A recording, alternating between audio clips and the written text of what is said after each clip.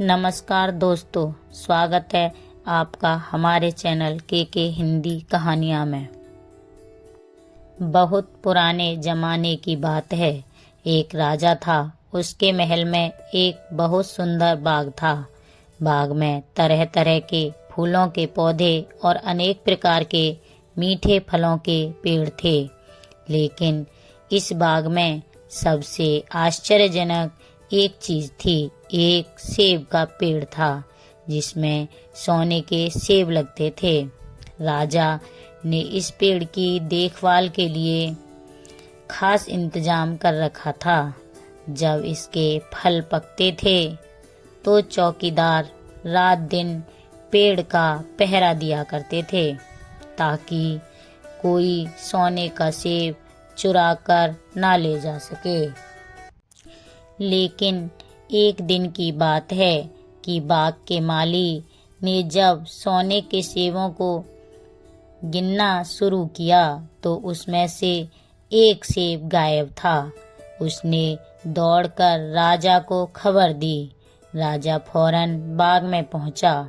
उसे यह देखकर बड़ा आश्चर्य हुआ कि देखभाल का इतना पक्का इंतजाम होने पर भी एक सेब किसी ने चुरा लिया। उसने ऐलान किया कि कोई सोने के सेब को चुराने वाले चोर का पता लगा देगा, उसे इनाम दिया जाएगा। सबसे बड़े राजकुमार ने राजा से कहा कि रात में वह पहरा देगा और चोर को पकड़ने की कोशिश करेगा। राजा ने उसको इसकी इजाजत दे दी। बड़ा राजकुमार रात में पहरा देने लगा, लेकिन 2 घंटे के बाद ही उसे नींद आ गई और वह सो गया। सुबह उठकर जब उसने सेबों को गिना तो वह देखकर चकित रह गया कि रात भर में एक और सेब गायब हो गया था। उसके बाद दूसरी रात को मझले राजकुमार ने पहरा देने का काम संभाला। उसे भी नींद आ गई और वो भी सो गया और तीसरा सेब भी चोरी हो गया। राजा बहुत चिंतित था। दरबारियों की भी समझ में कुछ नहीं आ रहा था कि क्या किया जाए। सब लोग उदास बैठे थे कि इतने में सबसे छोटा राजकुमार आया और उसने कहा कि आज रात मैं पहरा दूंगा और चोर को पकड़ लूंगा। राजा इस राजकुमार से खुश नहीं रहता था। वह उसे मूर्ख भी मानता था। उसने उसे डांटते हुए कहा, तुम क्या समझते हो? क्या तुम्हें इसमें सफलता मिलेगी? तुमसे बड़े और तुमसे ज्यादा समझदार दोनों राजकुमार इस काम में असफल हो चुके हैं। तुम जाओ और अपना काम करो। लेकिन छोटा राजकुमार नहीं माना। उसने राजा से प्रार्थना की कि उसे एक मौका जरूर दिया जाए। अंत में राजा राजी हो गया और राजकुमार पहरा देने के लिए चला गया। उसने तय किया कि वह किसी भी हालत में सोएगा नहीं और चोर को जरूर पकड़ेगा।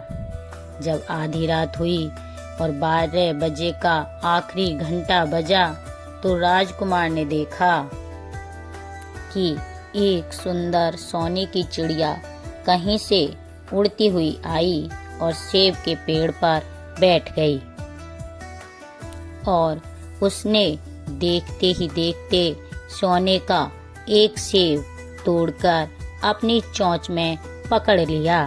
राजकुमार ने फौरन निशाना साधकर तीर चला दिया, लेकिन तीर चिड़िया को नहीं लगा और वह पंख फड़फड़ाकर उड़ गई।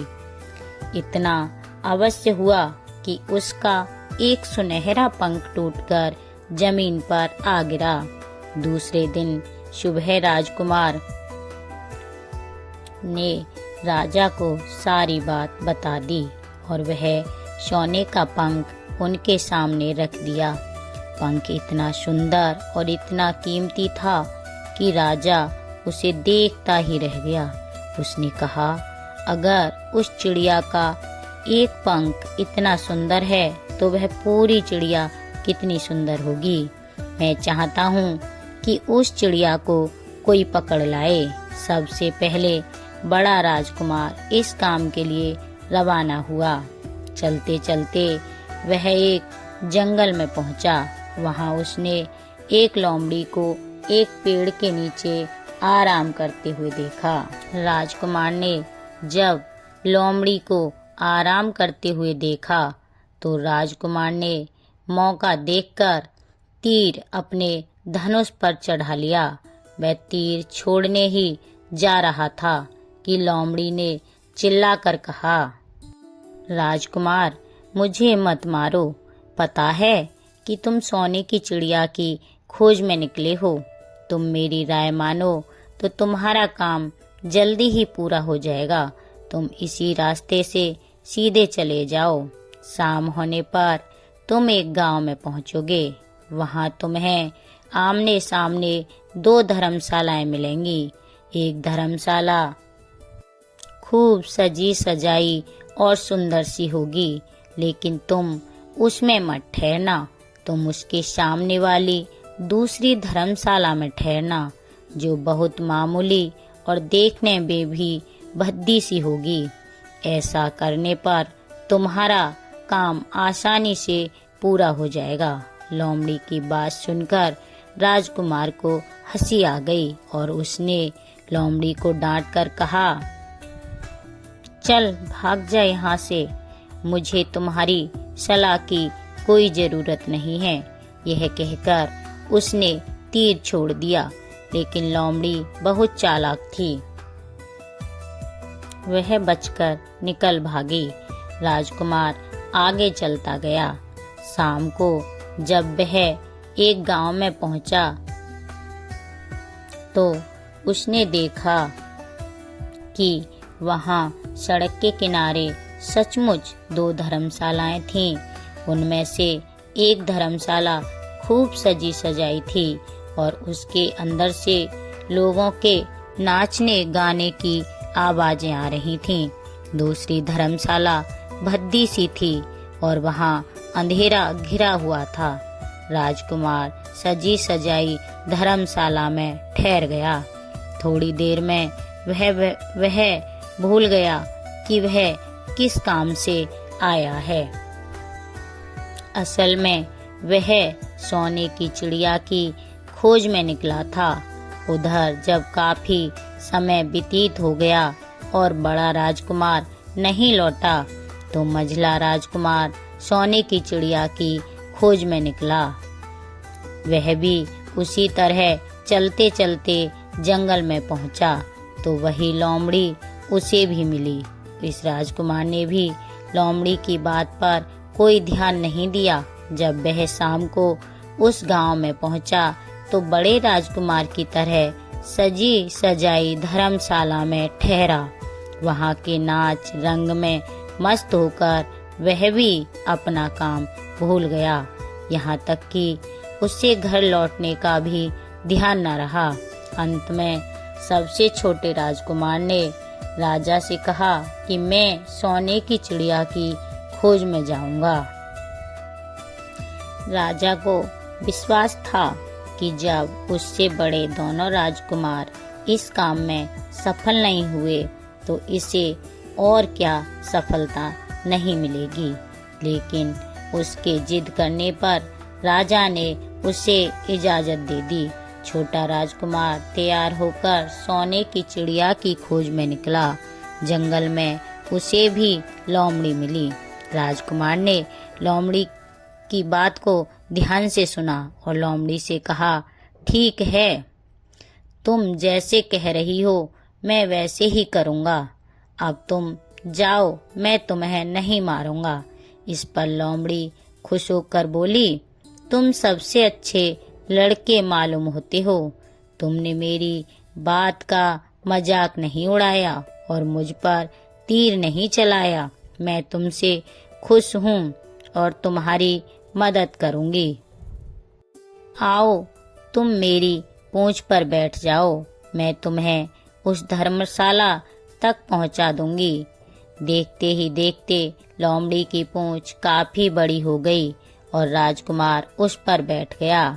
उसके बैठते ही लोमड़ी हवा में उड़ने लगी और थोड़ी ही देर में मैदानों और पहाड़ों को पार करके उसी गांव में जा पहुंची। राजकुमार ने उसकी सलाह को मानकर छोटी और पुरानी धर्मशाला में ही डेरा डाला और वह राजकुमार दूसरी सजी सजाई धर्मशाला से दूर ही रहा। दूसरे दिन सुबह उठकर जब वह आगे बढ़ा तो कुछ दूर चलने पर फिर से उसे वही लोमड़ी मिली।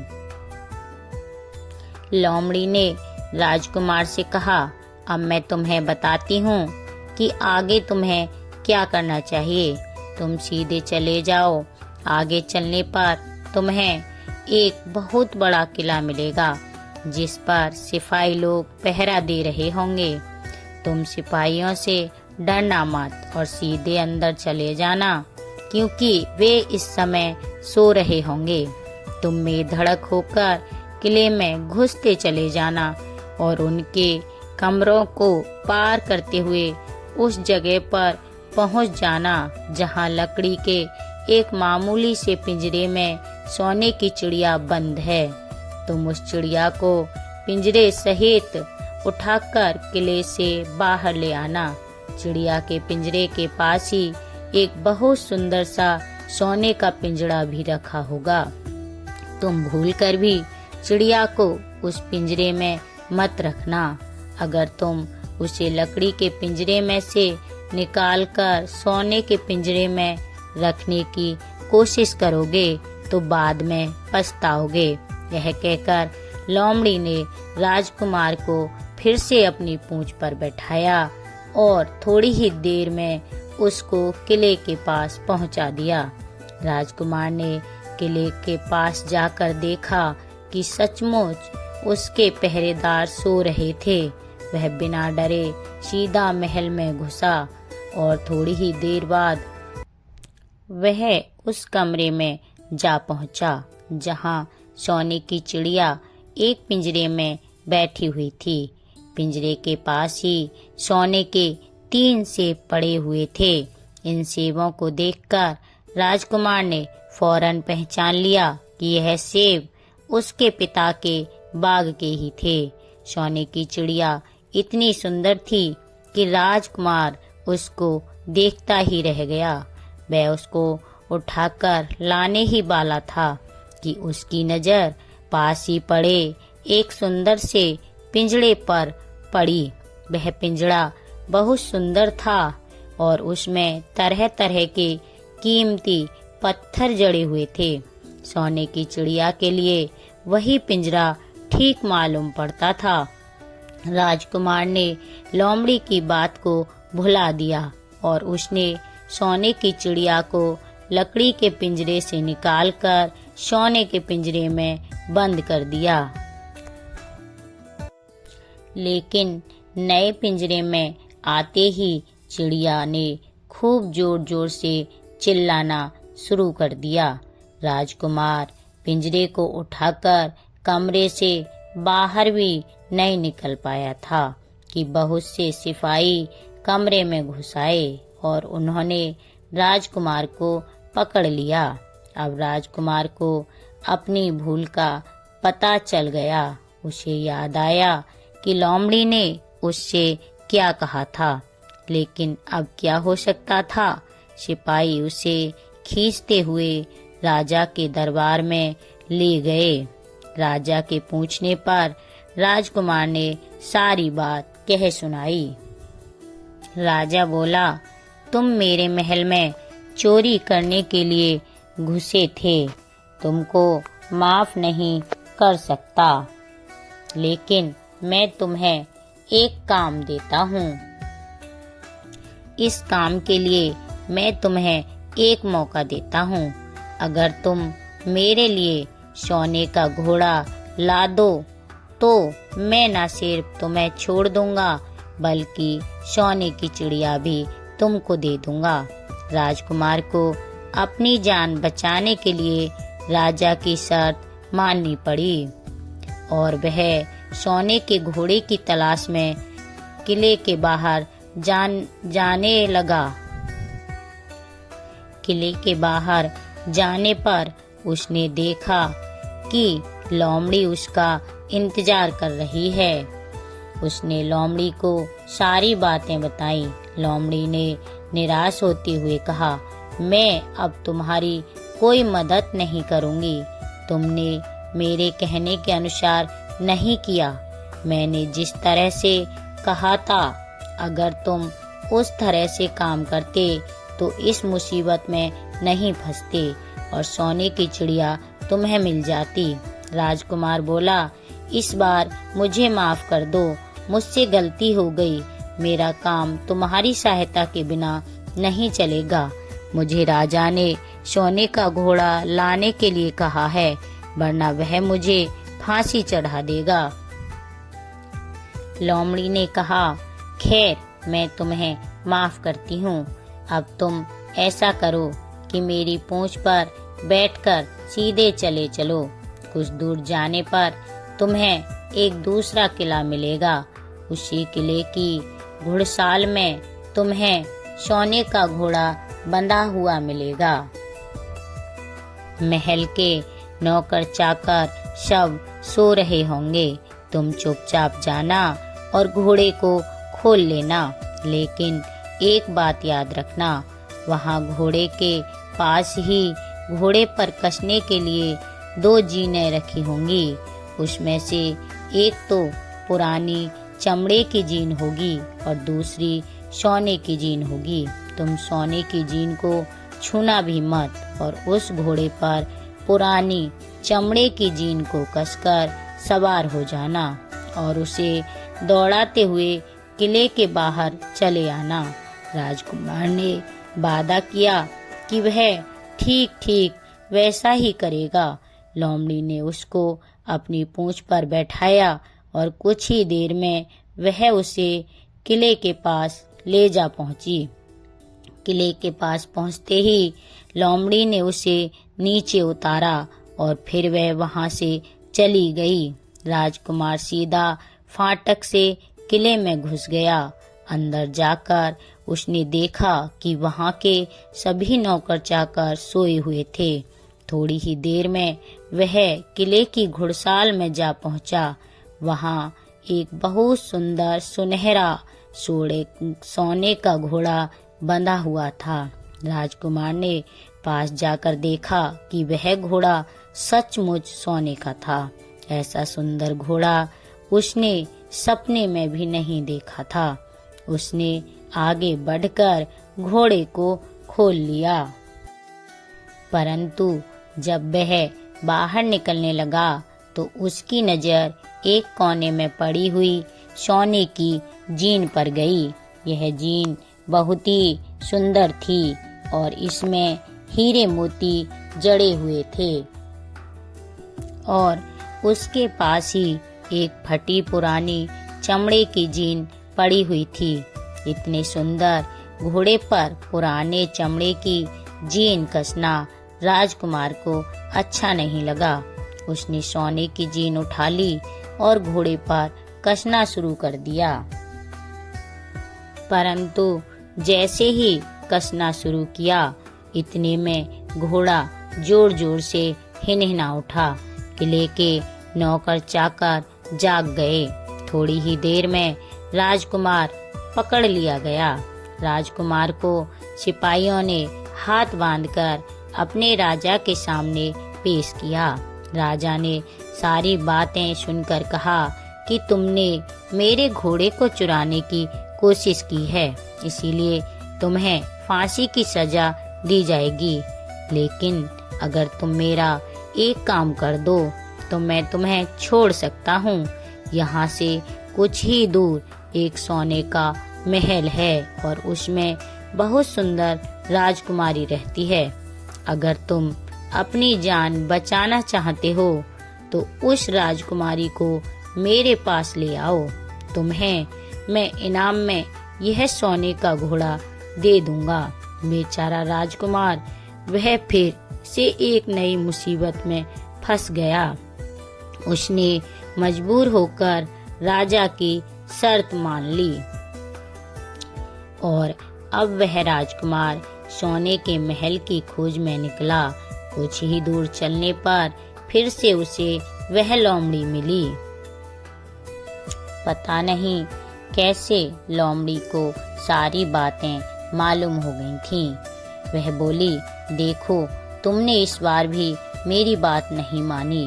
मेरी बात मान जाते तो यह नई मुसीबत तुम्हारे गले नहीं पड़ती।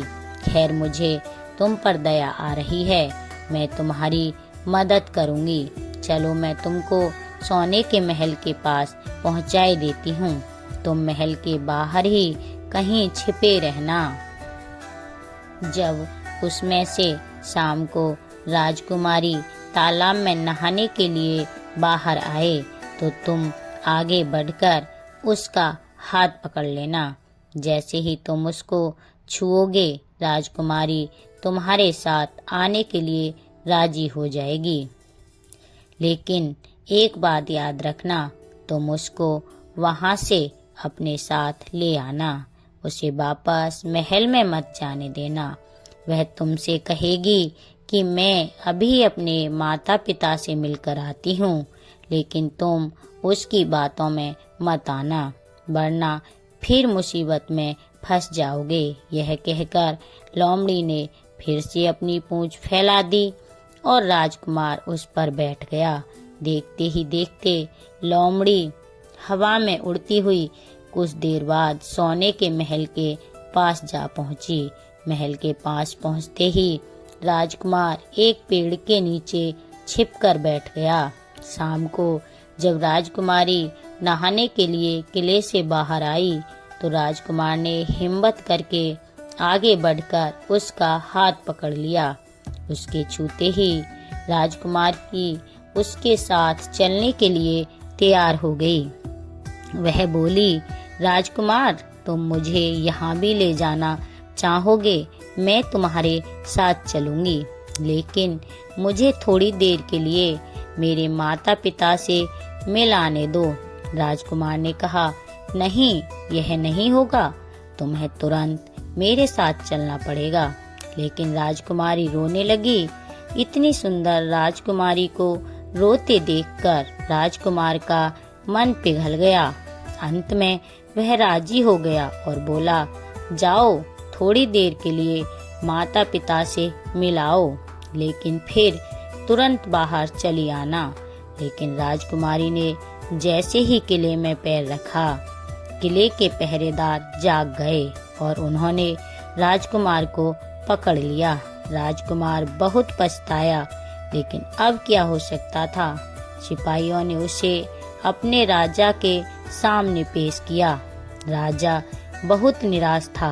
उसने उसी वक्त हुक्म दिया कि इस राजकुमार को फौरन फांसी पर चढ़ा दिया जाए। यह सुनकर राजकुमार रोने गिड़गिड़ाने लगा। इस पर राजा ने थोड़ी देर विचार करने के बाद कहा, मैं अपनी आज्ञा वापस नहीं ले सकता, लेकिन अगर तुम मेरा एक काम कर दो तो तुम्हारी जान बच सकती है। हमारे किले के ठीक सामने यह जो बड़ा पहाड़ है, इसके कारण हमारे किले की सुंदरता नष्ट होती है। अगर तुम 8 दिन में इस पहाड़ को खोदकर साफ कर दो तो हम तुम्हें क्षमा कर देंगे और राजकुमारी का विवाह तुम्हारे साथ कर देंगे। राजकुमार किले के बाहर आकर पहाड़ को देखने लगा। उसके हाथ में एक छोटी सी कुदाली थी। उसकी समझ में नहीं आ रहा था कि इतना बड़ा पहाड़ 8 दिन में वह कैसे खोद सकेगा। फिर भी उसे अपनी जान तो बचानी ही थी, इसीलिए वह पहाड़ खोदने लगा। धीरे धीरे 7 दिन बीत गए। इतने दिन लगातार खोदने पर भी पहाड़ का सिर्फ एक कोना ही खोद सका। वह दुखी होकर बैठ गया। उसे अब अपने पर बहुत अधिक क्रोध आ रहा था। वह मन में कहने लगा कि अगर मैंने लोमड़ी की बात मान ली होती तो कितना अच्छा होता। लोमड़ी ने मुझको हर ठीक सलाह दी थी और मैं हर बार उसका कहना ना मानकर नई से नई मुसीबत में फंस जाता हूँ। राजकुमार इस तरह सिर झुकाए बैठा था कि अचानक से उसकी अपने पैरों के पास लोमड़ी की पूंछ हिलती दिखाई दी। उसने नजर उठाकर देखा, सचमुच वही लोमड़ी खड़ी थी। लोमड़ी ने मुस्कुराते हुए कहा, क्यों, क्या हाल है? इस बार तो तुम्हारी मदद करने की मेरी जरा भी इच्छा नहीं थी, लेकिन मैं 7 दिन से तुमको पहाड़ खोदते हुए देख रही हूँ। मुझे दया आ गई और मैं तुम्हारी मदद के लिए चली आई। जाओ, तुम बहुत थक गए होगे, सो जाओ। थोड़ी ही देर में तुम्हारा काम पूरा हो जाएगा। मैं थोड़ी ही देर में तुम्हारा काम पूरा कर दूंगी। इस बार राजकुमार ने तय कर लिया था कि अब वह लोमड़ी जिस तरह कहेगी वह उसी तरह करेगा। वह चुपचाप उठकर एक तरफ सोने चला गया। थोड़ी ही देर में उसे नींद आ गई। सुबह जब वह सोकर उठा तो उसे अपनी आंखों पर विश्वास नहीं हो रहा था। वहाँ कहीं भी पहाड़ का नामो निशान नहीं था और महल का सुंदर दृश्य दिखाई दे रहा था। राजकुमार सीधा राजा के पास पहुंचा और राजा उसके काम पर बहुत खुश थे। उसने तुरंत अपने वादे के अनुसार राजकुमारी के साथ उसका विवाह कर दिया। जब राजकुमार उस सुंदर राजकुमारी के साथ कुछ दूर चला तो उसे रास्ते में फिर वही लोमड़ी मिली। लोमड़ी बोली, बधाई हो राजकुमार, राजकुमारी के साथ तुम्हें देखकर मुझे बड़ी खुशी हो रही है, लेकिन अब तुम्हें सोने का घोड़ा और सोने की चिड़िया भी प्राप्त करनी चाहिए, क्योंकि वे दोनों चीजें तुम्हारे ही लायक हैं और तुम उन्हें आसानी से प्राप्त कर सकते हो। लेकिन भला मुझे सोने का घोड़ा और सोने की चिड़िया कैसे मिल सकती है? मैं तो इस राजकुमारी को भी उस राजा के लिए ले जा रहा हूँ। लोमड़ी ने कहा, नहीं, तुम ऐसा काम कभी मत करना। इस राजकुमारी के साथ तुम्हारा विवाह हुआ है और यह अब तुम्हारी ही है। अगर तुम मेरे कहने के अनुसार काम करो तो तुम्हें सोने का घोड़ा और सोने की चिड़िया भी मिल सकती है। तुम पहले इस राजकुमारी को लेकर सोने के घोड़े वाले राजा के पास जाओ। राजा खुश होकर तुमको सोने का घोड़ा दे देगा। तुम घोड़े पर सवार हो जाना और सवार होकर सबसे विदा लेना। राजकुमारी से तुम सबसे बाद में विदा लेना। जैसे ही तुम राजकुमारी के पास पहुंचोगे, तुम उसे हाथ से पकड़कर घोड़े के ऊपर खींच लेना। घोड़ा दौड़ा देना। सोने का घोड़ा इतना तेज दौड़ता है कि दुनिया का तेज से तेज घोड़ा भी उसकी बराबरी नहीं कर सकता। जाओ, तुम पहले इतना काम पूरा करो, उसके बाद आगे का काम मैं तुम्हें बाद में बताऊंगी। मैं तुम्हें वहाँ रास्ते में मिलूंगी। राजकुमार ने ठीक वैसा ही किया जैसा लोमड़ी ने उससे कहा था। जब सोने के घोड़े वाले राजा ने खुश होकर उसे इनाम में सोने का घोड़ा दिया तो राजकुमार उस पर सवार हो गया और उससे विदा लेने लगा। अंत में वह राजकुमारी से विदा लेने लगा और राजकुमारी को उठाकर घोड़े पर बिठा लिया और घोड़े को तेज से दौड़ाकर बहुत दूर निकल आया। रास्ते में एक पेड़ के नीचे लोमड़ी उसका इंतजार कर रही थी। उसे देखकर लोमड़ी बोली, शाबाश, तुम सोने की चिड़िया भी प्राप्त कर लो। अब तुम सोने की चिड़िया वाले राजा के पास पहुँचो तो वह इस घोड़े को देखकर बहुत खुश होगा। तुम उससे कहना कि पहले सोने की चिड़िया का पिंजड़ा मेरे हाथ में दे दो, तब मैं यह घोड़ा तुमको दूंगा। जब वह पिंजरा तुम्हारे पास लाए तो तुम पिंजरा उसके हाथ से छीन लेना और घोड़े को दौड़ा देना। बस ऐसे चिड़िया तुमको मिल जाएगी और कोई तुम्हें पकड़ भी नहीं सकेगा। इस बार भी राजकुमार ने ठीक वैसा ही किया। वह राजकुमारी के साथ घोड़े पर बैठा रहा और जब राजा ने उसके हाथ में सोने की चिड़िया का पिंजरा दिया तो उसने देखते ही देखते लात मार दी और सोने का घोड़ा हवा में बातें करने लगा, कुछ दूर चलने पर लोमड़ी से मिली। राजकुमार ने उससे कहा, तुमने मेरी बड़ी मदद की है। तुम्हारी वजह से मुझे न सिर्फ सोने की चिड़िया मिली बल्कि सोने का घोड़ा और इतनी सुंदर राजकुमारी भी मिल गई। बताओ मैं तुमको क्या इनाम दूं? मैं तुमको कुछ ना कुछ तो जरूर देना चाहता हूँ। लोमड़ी ने कहा, अगर तुम खुश हो तो मेरा एक काम कर दो, तुम एक तीर चलाकर मुझे मार दो। इस समय तुम यही सबसे बड़ा काम मेरे लिए कर सकती हो। राजकुमार ने कहा, भला यह कैसे हो सकता है? तुमने मेरी इतनी मदद की और मैं बदले में तुम्हें मार दूं? मुझसे यह नहीं होगा।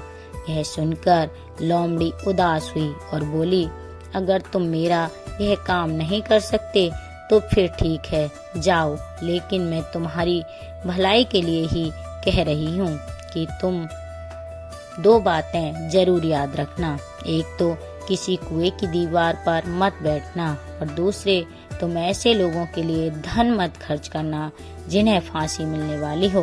राजकुमार बोला, भाई तुम तो बड़ी अजीब हो, तुम्हारी बातें मेरी समझ में नहीं आती।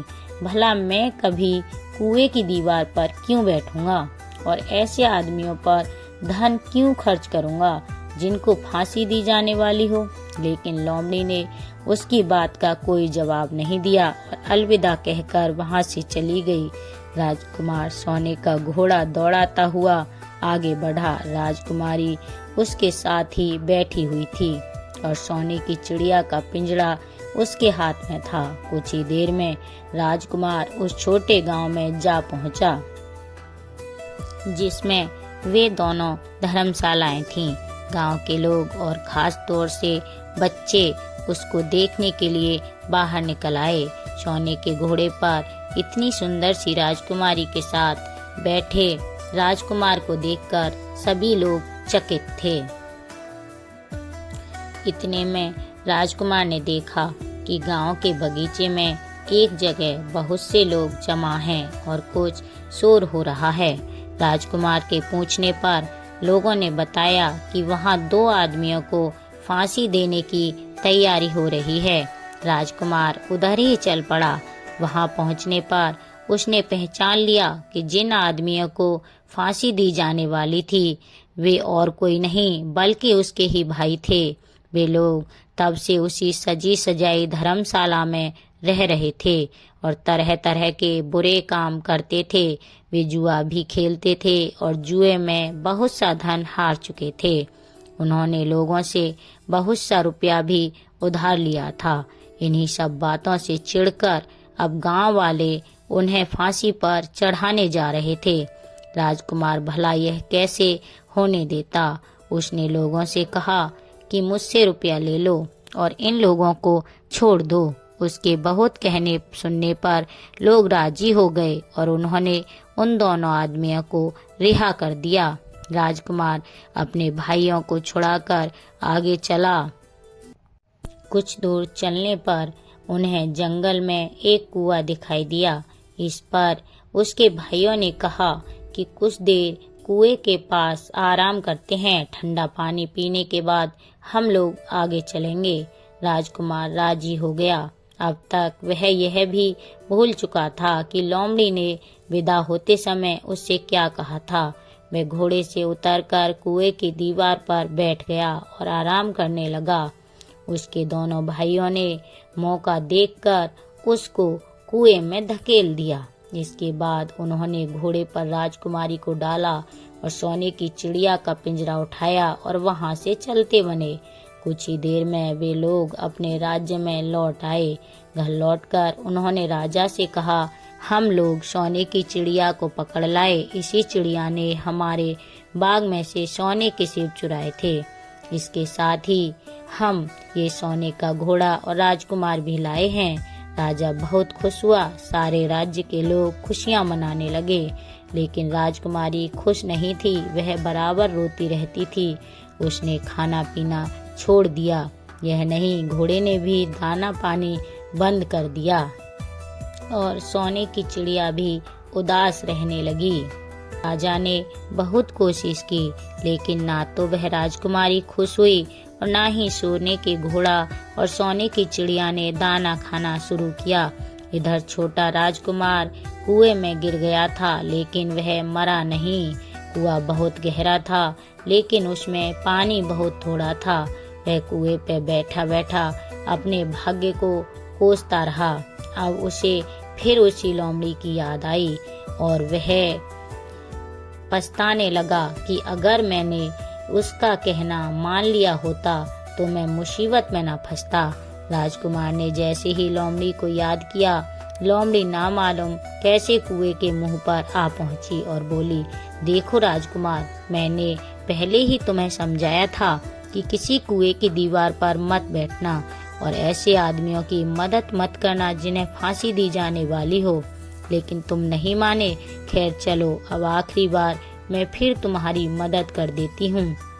लो, मेरी पूंछ पकड़कर कुएं से बाहर निकल आओ। यह कहकर लोमड़ी ने अपनी पूंछ कुएं में लटका दी। देखते ही देखते पूंछ इतनी लंबी हो गई कि कुएं के पैंदे में पड़े राजकुमार के पास तक जा पहुंची। राजकुमार उसे पकड़कर कुएं से बाहर निकल आया। लोमड़ी ने उससे कहा, जाओ, अब तुम अपने घर जाओ, लेकिन जरा होशियार रहना। तुम्हारे भाई तुम्हारी जान के दुश्मन हैं। वे लोग जरूर तुमको ढूंढ रहे होंगे। राजकुमार घर की ओर चल पड़ा। अपने राज्य में पहुंचने पर उसे एक भिखारी मिला। भिखारी को उसने अपने सुंदर कपड़े दान में दे दिए और उनसे भद्दे पुराने कपड़े पहन लिए। इस तरह भेष बदलकर वह अपने किले में पहुंचा। राजकुमार के महल में पहुंचने पर एक बड़ी आश्चर्यजनक बात हुई। सोने का घोड़ा खुशी से हिनहिनाया और दाना खाने लगा। सोने की चिड़िया भी अपने पिंजरे में खुशी से फुदकने लगी और गाना गाने लगी। राजकुमारी ने अपने आंसू पोंछ डाले और वह भी खुश दिखाई देने लगी, लेकिन राजा की समझ में कुछ नहीं आया। उसने राजकुमारी से इसका कारण पूछा तो वह बोली, मैंने तो पहले ही आपको सारी कहानी बता दी थी। आपके बड़े और मंझले राजकुमार ने छोटे राजकुमार के साथ धोखा किया है। इन्होंने आपको भी धोखा दिया है, लेकिन अब आपका छोटा राजकुमार यहाँ पर आ पहुँचा है, इसीलिए मुझे बेहद खुशी हो रही है। उसी के साथ मेरी शादी हुई है और मैं उसके साथ ही खुशी रह सकती हूँ। फिर उसने मैले कुचैले कपड़े पहने एक आदमी की ओर इशारा करते हुए कहा, यह है आपका छोटा राजकुमार। राजा ने अपने छोटे राजकुमार को पहचान लिया। अब राजा ने अपने छोटे बेटे के बारे में अपने विचार बदल दिए। अब वह उसको बहुत समझदार और बहादुर मानने लगा और उससे बहुत अधिक प्यार करने लगा। उसने उसको राजगद्दी पर बैठाने का निश्चय किया। बड़े और मंझले राजकुमार को अपने छोटे भाई को धोखा नहीं दिया था, बल्कि राजा को भी धोखा दिया था। इससे राजा उनसे बहुत नाराज था। उसने उन दोनों को अपने राज्य से निकलवा दिया। इसके बाद बड़ी धूमधाम के साथ राजकुमारी के साथ राजकुमार का विवाह हुआ और दोनों खुशी से रहने लगे। लेकिन राजकुमार उस लोमड़ी को नहीं भूला था जिसने उसकी सहायता की थी। एक दिन समय निकालकर वह जंगल में उस लोमड़ी की खोज में निकला। बहुत ढूंढने के बाद एक पेड़ के खोखले भाग में उसने उस लोमड़ी को चुपचाप बैठे हुए देखा। लोमड़ी बहुत उदास थी और पहले से बहुत ज्यादा कमजोर और दुबली पतली हो गई थी। राजकुमार को देखते ही लोमड़ी ने उसे पहचान लिया और कहा, ओहो, कहो राजकुमार, आज इधर कैसे आना हुआ? राजकुमार ने कहा, मैं आज तुम्हें ही ढूंढने के लिए आया हूँ। चलो मेरे साथ मेरे बाग में आराम से रहना। वहाँ तुम्हें किसी तरह की तकलीफ नहीं होगी। यहाँ तो जंगल में तुम्हें खाने पीने की तकलीफ होती होगी और जंगली जानवरों का, शिकारियों का डर बना रहता होगा। लोमड़ी ने कहा, नहीं राजकुमार, मैं यहीं ठीक हूँ और भला अब तुम्हें मेरे से क्या लेना देना? तुम्हारा काम निकल गया, अब तुम खुशी से अपने राज्य में रहो। राजकुमार बोला, नहीं, तुमने मेरा बड़ा उपकार किया है। मैं तुम्हें इनाम देना चाहता हूँ और अपने साथ ही रखना चाहता हूँ। राजकुमारी भी बहुत खुश होगी, वह भी तुमसे मिलना चाहती है। लोमड़ी बोली, अगर तुम सचमुच मुझे इनाम देना चाहते हो तो मेरा एक काम कर दो। मैंने तुमसे पहले भी कहा था कि तुम तीर चलाकर मुझे मार दो, इसी में मेरा भला होगा। असल में मैं एक जादूगर ने मुझ पर जादू कर रखा है। मैं लोमड़ी नहीं हूँ, मुझे उसके जादू के प्रभाव से लोमड़ी के रूप में रहना पड़ रहा है। मैं तो उसी देश का राजकुमार हूँ जहाँ की राजकुमारी से तुम्हारा विवाह हुआ है। असल में वह राजकुमारी मेरी छोटी बहन है। अगर तुम तीर चलाकर मुझे मार दोगे तो इस जादू से मुझे मुक्ति मिल जाएगी और मैं फिर अपने देश लौट सकूंगा। राजकुमार को यह सुनकर बड़ा आश्चर्य हुआ। उसने फौरन अपने धनुष पर तीर चढ़ाया और लोमड़ी की ओर छोड़ दिया।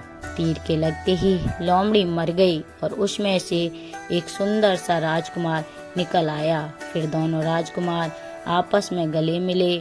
इसके बाद दोनों राजकुमार वापस महल में लौट आए। वहां राजकुमारी अपने भाई से मिलकर बहुत खुश हुई। राजकुमार भी अपनी छोटी बहन से मिलकर बहुत खुश हुआ। तो दोस्तों, अगर यह कहानी आपको पसंद आई हो तो लाइक करें और अपने प्रियजनों व मित्रों को शेयर करें और हमारे चैनल को सब्सक्राइब करना ना भूलें। साथ ही बेल आइकन को भी दबा दें ताकि आगे आने वाली ऐसी ही और कहानियाँ आप तक पहुँचती रहें। धन्यवाद।